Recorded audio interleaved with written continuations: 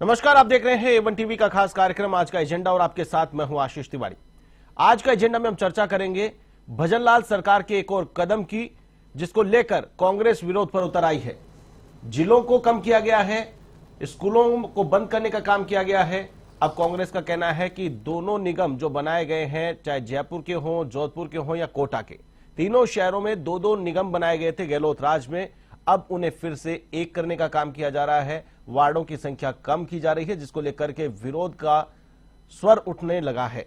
कांग्रेस ने विरोध जताया है, इसी पर चर्चा करेंगे। चर्चा करने के लिए मेरे साथ स्टूडियो में मौजूद है कांग्रेस प्रवक्ता राय सिंह गोदारा जी, आपका बहुत बहुत स्वागत है। बीजेपी प्रवक्ता गोविंद सिंह छीपा जी, आपका भी बहुत बहुत स्वागत है।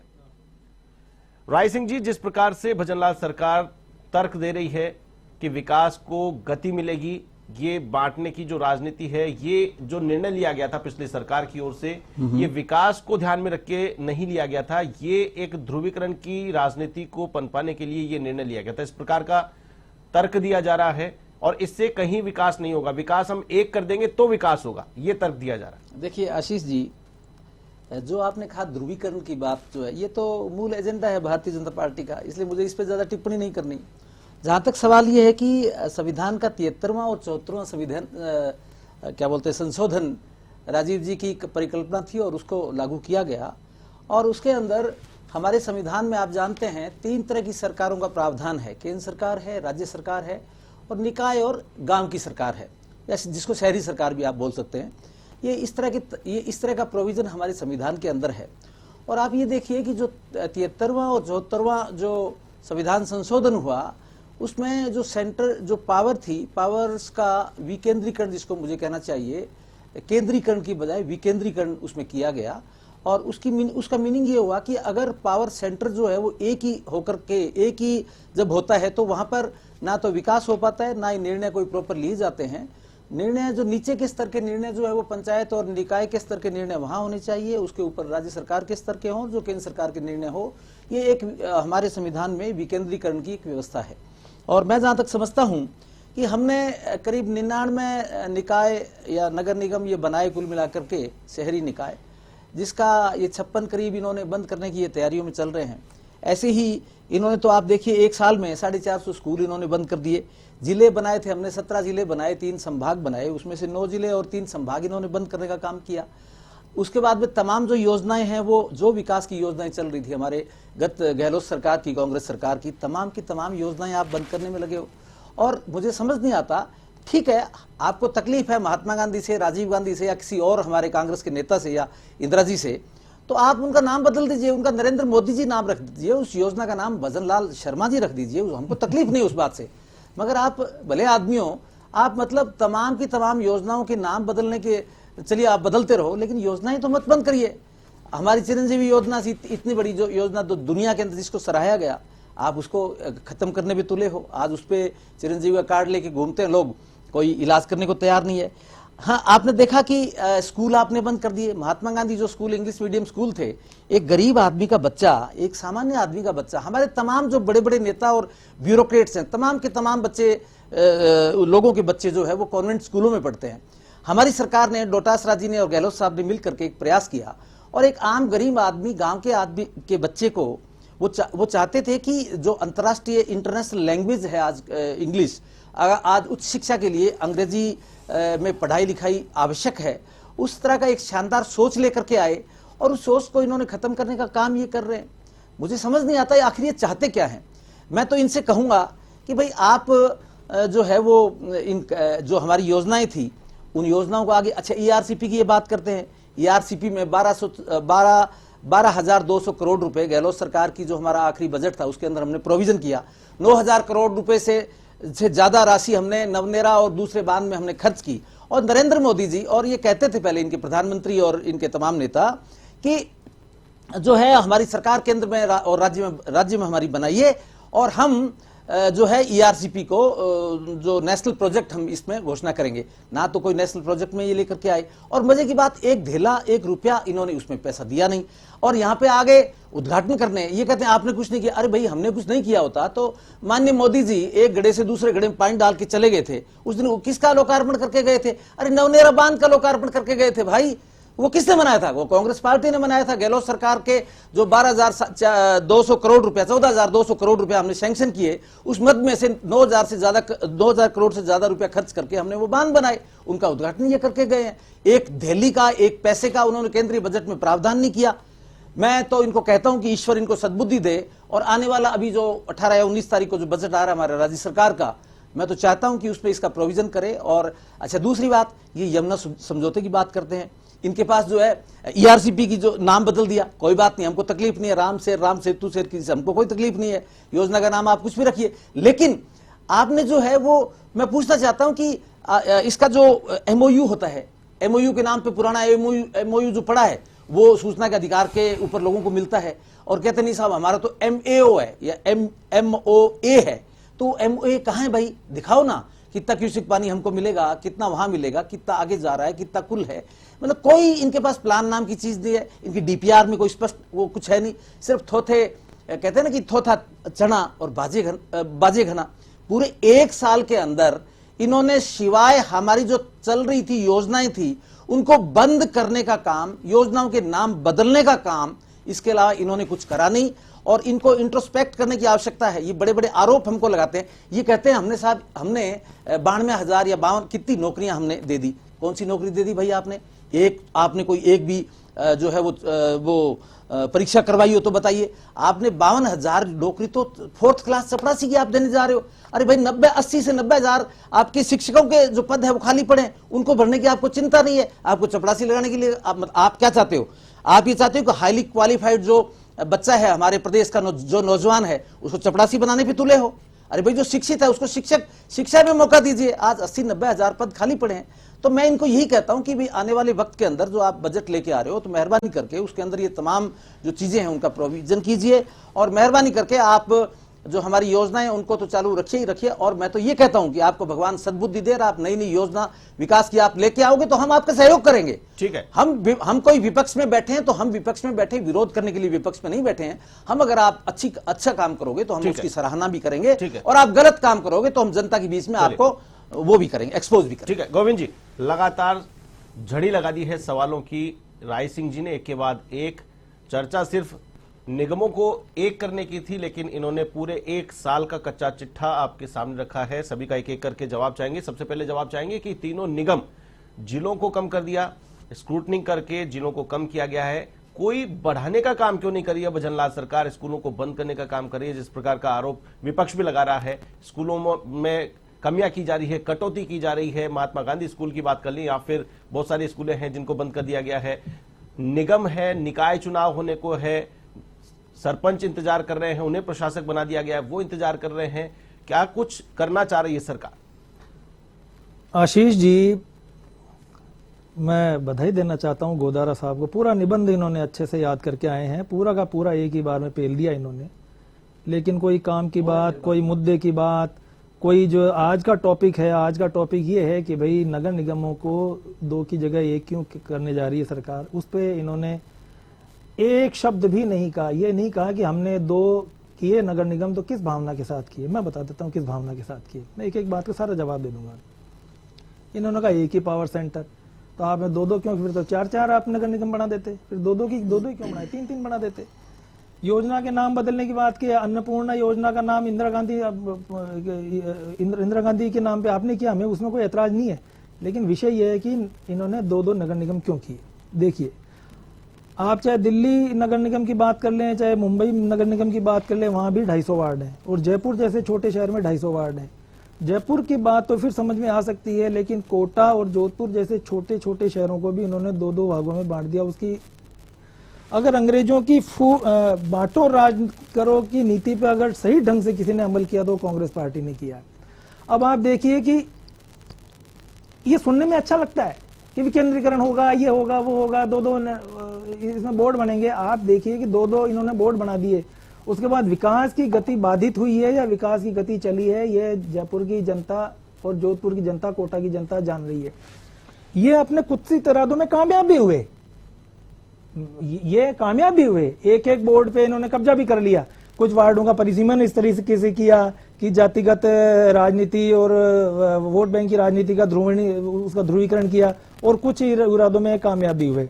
लेकिन हुआ क्या, विकास की गति, आप 2 नगर निगम बनाने के बाद आपने क्या संसाधन बढ़ाए, उन्हीं संसाधनों को आपने विकेंद्रीकरण कर दिया। और जयपुर नगर निगम में जहां पे 7,500 कर्मचारी थे, हेरिटेज में 100 वार्ड थे हैं, और ग्रेटर नगर निगम में 150 वार्ड हैं, लेकिन उनका जो भी संसाधन थे, जितने भी सीमित संसाधन थे, संसाधन तो नहीं बढ़ाए, लेकिन संसाधनों का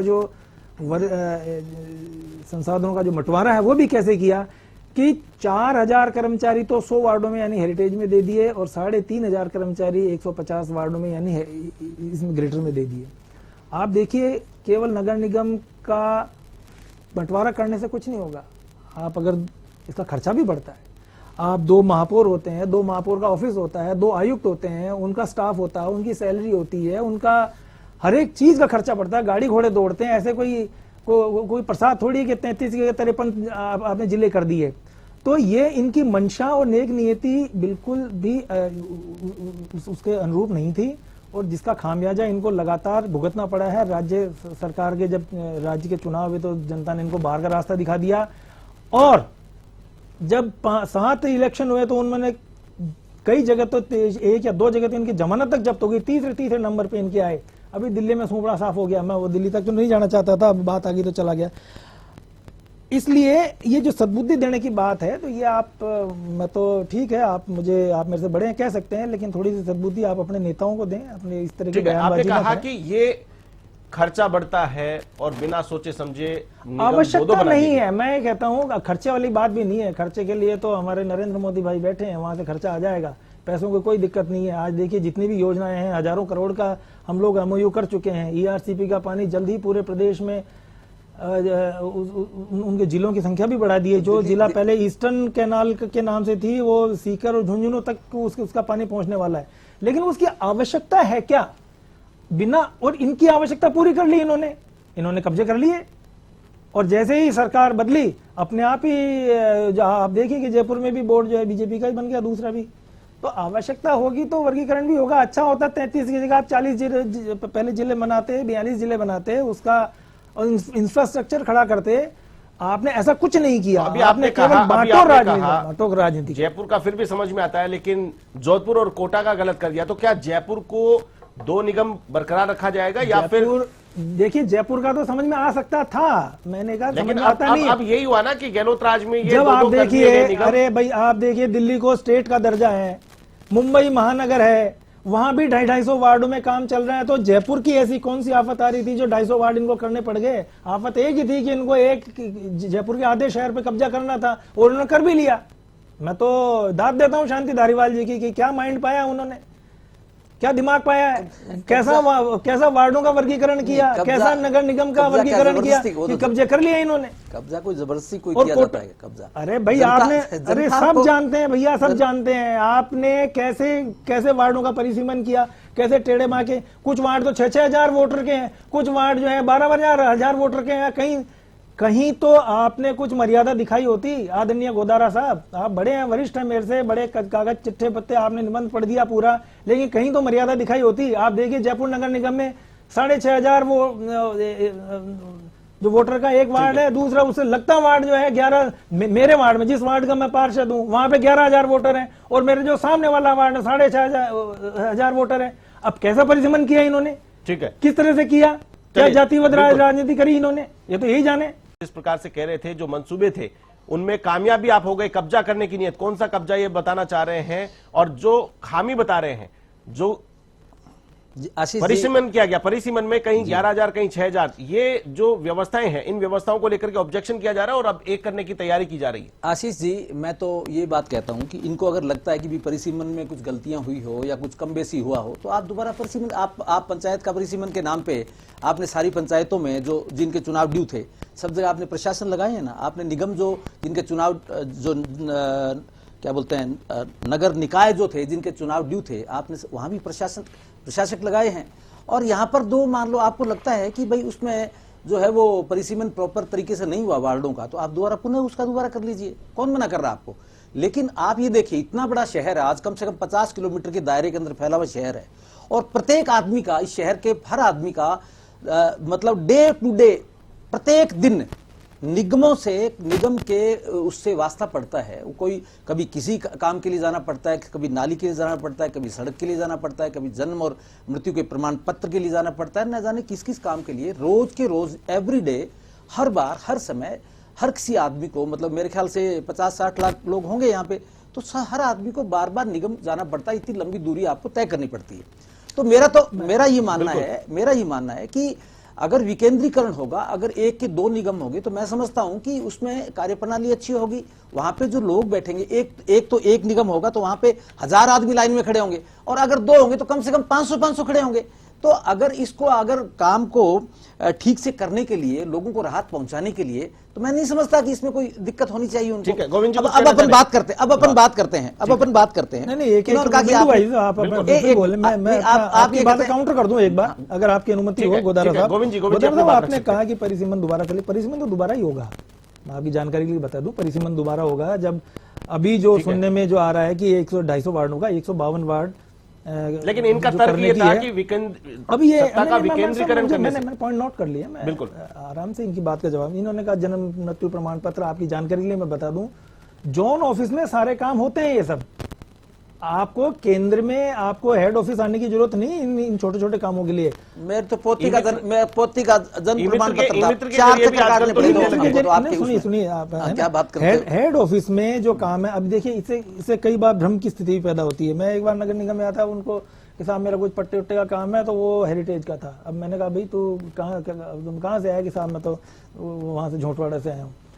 अब झोटवाड़ा से वो पहुंच गया हेरिटेज में, हेरिटेज से यहाँ पे इनको भेज दिया। तो कई बार जो आम जनता में भ्रम की स्थिति भी होती है, गफलत हो जाती है, ये भ्रम की स्थिति हो जाती है कि भाई मेरा जो काम है वो हेरिटेज में आएगा या उसमें आएगा। इतना बड़ा विस्तार इस जयपुर शहर का अभी नहीं हुआ है, भविष्य में होगा तो निश्चित रूप से।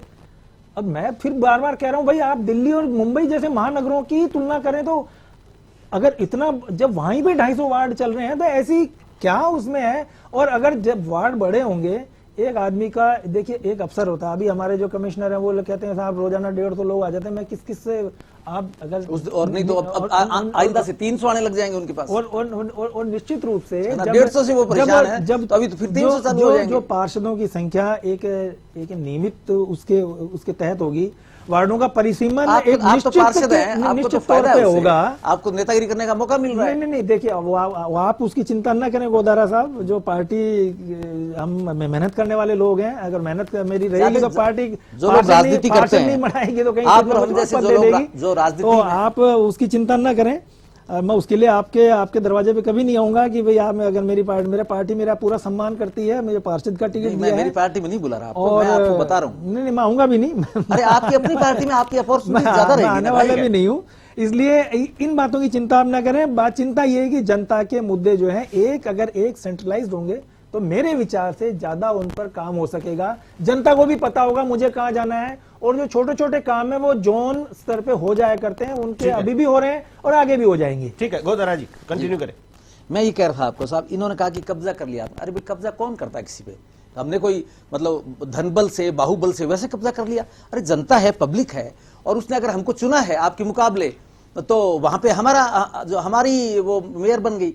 और जो आपका ग्रेटर है, जहां से आप चुन के आते हैं, ग्रेटर निगम के अंदर इनकी हालत ये है, वहां तो आपकी अपनी पार्षद है, मतलब वो महापौर हैं, आपकी अपनी सरकार है, शहरी सरकार। अब तो दोनों हमारी है। माना, मैं बता रहा हूं आपको, वही बात उसी पॉइंट पे आ रहा हूं मैं। तो वहां पर आज हालत इनकी ये है कि मेयर में और डिप्टी मेयर में जबरदस्त झगड़ा है। ये यहाँ पे स्वीकार करें या नहीं करें इस बात को, लेकिन जबरदस्त झगड़ा इनके सर मैं देखिए, मेरी बात सुनिएगा। मैं ये कहना चाहता हूं कि जो आज इनकी मिनट्स निकलवा के देख लो, जो ये ग्रेटर निगम में है, वहां की मिनट्स, पिछली जो साधारण सभा की इनकी बैठकें हुई है उनकी मिनट्स निकाल के देख लो। तमाम के तमाम पूरे जो आधा पार्ट है जयपुर का, और वो तमाम के तमाम पार्षद, चाहे वो भाजपा का हो, चाहे कांग्रेस पार्टी का हो, चाहे निर्दलीय हो, तमाम के तमाम जो है वहां पर आप निकाल के देखेंगे तो तमाम तरह की शिकायत कर रहे हैं साहब कि विकास जो है वो ना, कहीं सड़क नहीं है, कहीं नाली नहीं है, कहीं कुछ नहीं है, कहीं कुछ नहीं है, तमाम तरह की सीवर लाइन नहीं है, तमाम तरह की जो है शिकायतें वहां पे आती है। तो एक शिकायतें तो जो आधे इसके लिए आएगी। अब तो मैं ये समझता हूं कि अगर इसको बंटवारे में रखेंगे, इसके 2 टुकड़े करके रखेंगे, पावर का डिसेंट्रलाइजेशन होगा, तो निश्चित तौर पे उसमें विकास की जो रास्ता है वो आसान बनेगा। और जनता को, अब आपने कहा कि साहब वहां पे जो है वो जोन कार्यालय के अंदर होता है, मैं तो दूसरों की बात नहीं करता, मैं मेरी पोती की बात करता हूँ। मेरी पोती हुई, उसका हमने जो है वो क्या बोलते हैं वो रजिस्ट्रेशन जो होता है जन्म प्रमाण पत्र के लिए हमने 4 चक्कर निकाले। अगर वो हेरिटेज कहाँ पे काटे आपने? यहीं पे काटे। तो अरे आपको जोन ऑफिस में बन जाता हो तो अरे नहीं साहब, उन्होंने यहाँ भेजा ना, फिर हमको शौक थोड़ी है, जोन ऑफिस मेरे घर के बगल में है, तो मैं यहाँ, मुझे कोई शौक थोड़ी है कि मैं यहाँ पे ऐसे कौन सा जोन आता है के बताएंगे, वो डिबेट के बाद में ये जनता से जुड़ा मुद्दा है। मैं अब आपके चैनल के, प्रतिष्ठित चैनल के माध्यम से जनता को ये जानकारी भी दे देता हूँ कि जन्म प्रमाण पत्र हो, मृत्यु प्रमाण पत्र हो, विवाह पंजीकरण हो, इस तरह के कामों के लिए आपको हेड ऑफिस आने की कतई कोई आवश्यकता नहीं है। इसके अलावा भी बहुत सारे काम पड़ते हैं। आपका जो जोन ऑफिस पड़ता है, जैसे मालवीय का अपना जोन ऑफिस है, झोटवाड़ा का अपना है, जगतपुरा का अपना है, उस ऑफिस में किसी भी क्षेत्र का काम हो जाएगा। ये नहीं है कि अगर मैं मालवीय नगर में रहता हूं तो भी झोटवाड़ा से वो मेरा प्रमाण पत्र निकल सकता है। ये निगम की व्यवस्था आदरणीय सौम्या जी ने आने के बाद की है। और आपने जो ये कहा ना कि महापौर उप महापौर की, देखिए आप सेल्फ गोल कर लेते हैं, आप निकम्मा, नाकारा, ऐसे शब्दों का प्रयोग कम से कम हमारे इतनी तो स्थिति नहीं है ना। चलिए समय की सीमा है, मैं आपको रोकना चाहूंगा। एक मिनट में आपसे मैं चाहूंगा कि इस मुद्दे को लेकर के कांग्रेस का क्या स्टैंड रहेगा, क्योंकि जिले कम करने थे, सरकार ने रिव्यू करवाया, रिव्यू करने के बाद जो कमेटी ने सिफारिश की उसके अनुसार फैसला ले लिया है, तो अब निगम की बारी है। कांग्रेस की क्या तैयारी है, गोदारा जी? देखिए, मेरा तो ये कहना है साहब इनको कि ईश्वर इनको सद्बुद्धि दे, और इनको मान लो अगर कोई शिकायत है इस बात की कि निगम में जो वार्ड है वो छोटे बड़े हैं या कम बेसी हैं, उनकी आप ठीक है दोबारा से वो संरचना बदलवा सकते हैं या उनको सिमिलर यूनिफॉर्म कर सकते हैं, लेकिन मेहरबानी करके जो निगम है वो दो जो है वो दो ही रहने देना चाहिए, ताकि आम जनता को उससे रिलीफ मिल सके, आम जनता की तकलीफें कम हो, और ठीक से उसमें आपस में वो जो काम है वो ढंग से होना चाहिए। और मैं एक सवाल है मेरा इसके बीच में कि आपके जो है वो अभी तो चलो ये कहते हैं कि साहब हेरिटेज है, वो भी हमारे पास है, तो माना आपके पास हेरिटेज है, हमारे में से कमियां उठाई गई थी कि साहब कमेटीज नहीं बन गई, अब सुमन यादव जी के आने के बाद में कितनी कमेटीज आपकी बन गई? ये तमाम तरह की बातें, वो एक चर्चा का अलग विषय हो जाएगा। एक मिनट का समय गोविंद जी, है उसको तोड़ने का काम मत कीजिए, आप कुछ बनाने का काम कीजिए। ठीक है गोविंद जी, तोड़ा नहीं जाए, जोड़ा जाए, कुछ बनाया जाए, निगमों को एक ना किया जाए, सद्बुद्धि की कामना की जा रही विपक्ष की ओर से। 1 मिनट में तोड़ा नहीं जाए, जोड़ा जाए, हम तो दोनों निगमों को जोड़ने का ही तो काम कर रहे हैं। मोती डूंगरी गणेश जी, गोविंद देव जी को अलग अलग जो करने का कुकर्म किया कांग्रेस पार्टी ने, जिसकी वजह से सत्ता से बाहर हो गए, हम तो जोड़ने का ही काम कर रहे हैं। मैं तो वही तो कह रहा हूं कि दोनों निगम एक होंगे और शहर अपनी तरक्की करेगा, कोई दिक्कत नहीं आएगी। जनता हमारे साथ है, जनता का आशीर्वाद हमारे साथ है, और जनता ये चाहती है। दो को तोड़ के एक कर रहे हो ना आप, जोड़ कहां रहे हो आप? आपने तोड़ रहे हो दोनों को। तोड़ा आपने है गोदारा साहब, जोड़ेंगे हम, हमारा काम जोड़ने का है। हम मोदी जी की उस लाइन में, हम सबका साथ, सबका विकास, सबका विश्वास पे काम करने वाले लोग हैं। चलिए, आज के एजेंडा में शामिल होने के लिए, आज की चर्चा में शामिल होने के लिए आप दोनों मेहमानों का बहुत बहुत धन्यवाद, बहुत बहुत शुक्रिया। गोविंद छिपा जी बीजेपी प्रवक्ता और राय सिंह गोदारा जी कांग्रेस प्रवक्ता। आज हमने चर्चा की जयपुर, जोधपुर और कोटा दोनों निगमों को एक किया जा रहा है। तीनों शहरों में 2-2 निगम किए थे पिछले सरकार ने। गहलोत राज में जो 2-2 निगम किए गए थे उन्हें अब भजनलाल सरकार एक करने जा रही है। विपक्ष लगातार मुखर है, विपक्ष लगातार इस फैसले का विरोध करता हुआ नजर आ रहा है, तो वहीं सत्ता पक्ष अपने तर्क के अनुसार एक करने में जुटा है। देखना दिलचस्प होगा कि अब आने वाले समय में भजनलाल सरकार क्या दोनों निगमों को एक कर पाती है। आज का एजेंडा में फिलहाल के लिए बस इतना ही। मुझे दीजिए इजाजत, नमस्कार।